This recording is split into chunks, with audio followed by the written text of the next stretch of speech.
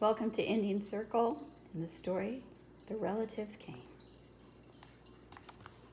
It was in the summer of the year when the relatives came. They came up from Virginia. They left when their grapes were nearly purple enough to pick, but not quite.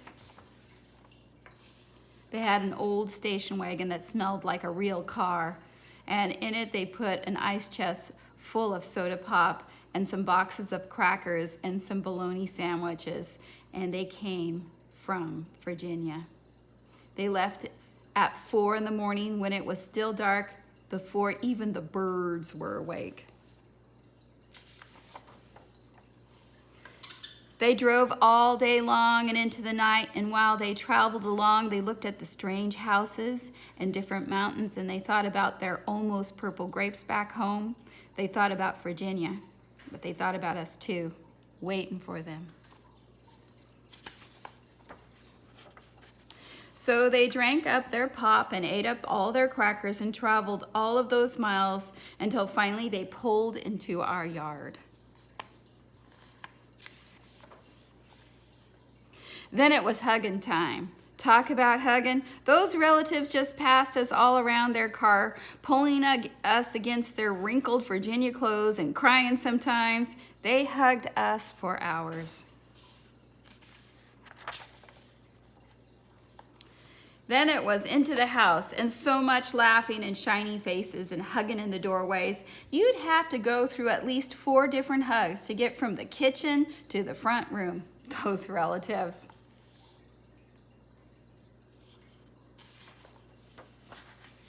And finally, after a big supper, 2 or 3 times around until we all got a turn at the table, there was quiet talk, and we were in groups of 2s and 3s through the house.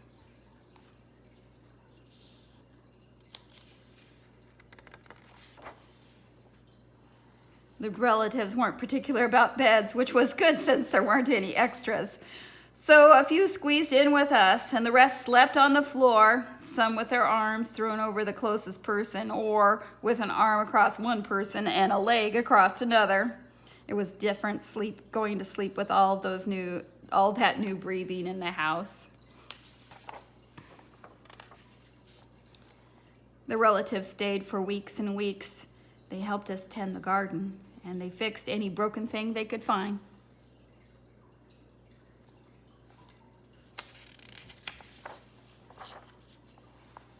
They ate up all of our strawberries and melons, and then promised we could eat up all of their grapes and peaches when we came to Virginia.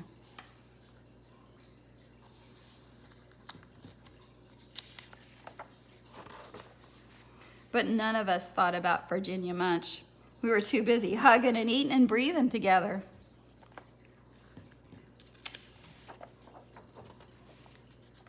And finally, after a long time, the relatives loaded up their ice chests and headed back to Virginia at 4 in the morning. We stood there in our pajamas and waved them off in the dark. We watched as the relatives disappeared down the road.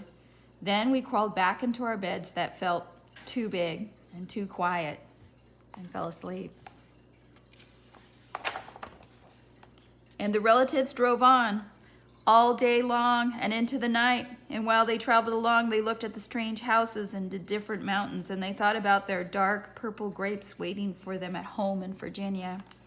But they thought about us too, missing them, and they missed us.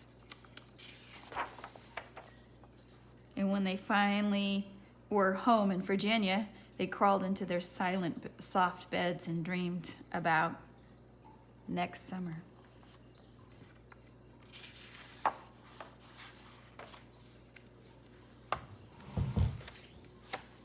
Thank you for coming and listening to the story, The Relatives Came.